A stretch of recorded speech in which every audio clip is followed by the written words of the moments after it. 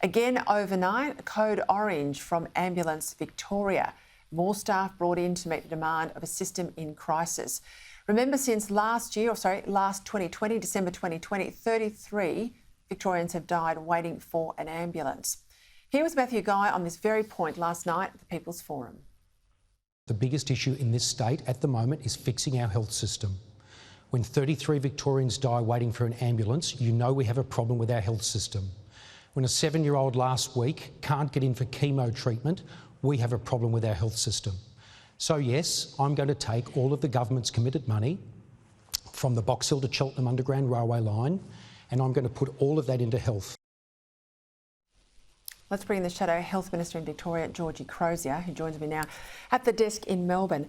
Let's start with that code orange. It's almost routine in Victoria now. There are just rolling code oranges, Peter, all the time. And I'm hearing from paramedics who are saying what you're saying is right. We've got dozens of patients ramped on stretchers. They can't get into the emergency department. There's clogging throughout the system.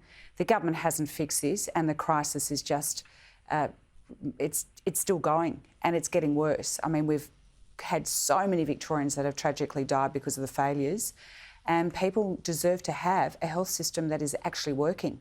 Well, you're cutting through on this issue because I rarely see a state poll where the Liberal Party is so comprehensively ahead on an issue like health or indeed education. They tend to fall Labor's way. That's cut through. I think the issue of the suburban rail loop and this fictitious budget of $50 billion from the Premier, when everyone's saying it's so much more than that, you've scrapped that. Why have you scrapped it? Because we have to have health as a priority. We must fix what is a crumbling health system. I'm hearing from surgeons that there are mice running around theatres in the Alfred. I'm hearing from nurses on the pre-poll telling me that she's voting for us this time because the government's failed to fix the Alfred. She works on the oncology ward. When it rains, it leaks. They've had years to fix this. This is one of our major hospitals in Victoria, and this hospital is crumbling. It's happening right around the state. So we make no apology to say we'll shelve the suburban rail line, the Cheltenham to Box Hill rail line, and put every available cent into health. Talk to me about the mood out on the pre-polls. I've been driving around booths, getting a sense of signage, volumes of people, etc.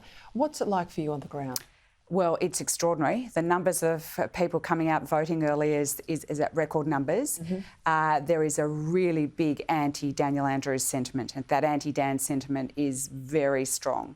There's a mood for change, a strong mood for change, and I think that's why people have come out early. They want to send a message, and we know in some of the reports I'm getting from the western suburbs, there is, some really tense Labor polls, pre-polls. You're right to point that out because the VSC has put out a statement today urging people to, behave appropriately out at polling booths, etc. come the weekend.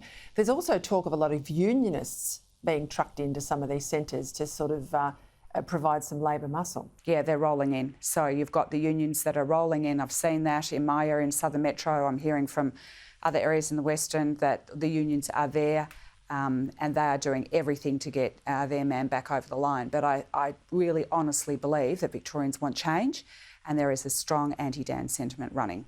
Talk to me about Ian Cook, because you were there at the very start of the Sludgate story. I remember talking to you in the middle of the worst days of the pandemic when we were all focused on COVID. You were trying to get me interested in the story about some poor bloke who had lost his business over a slug. I thought it was a completely fanciful story. He gets 90 charges put against him, exonerated on every single one of those charges, and now he's taken on the Premier. How's it going? He is doing extraordinarily well. He'll say, publicly the number of people that come up and shake his hand and acknowledge what he's there. I've been down to Mulgrave. I've actually seen those people go up to him.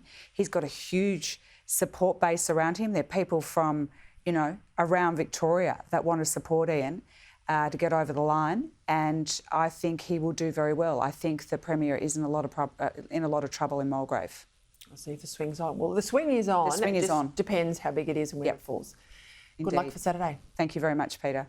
All right, that's Georgie Crozier there. As you know, she featured heavily in my documentary. Former nurse, she knows the health system in Victoria inside out.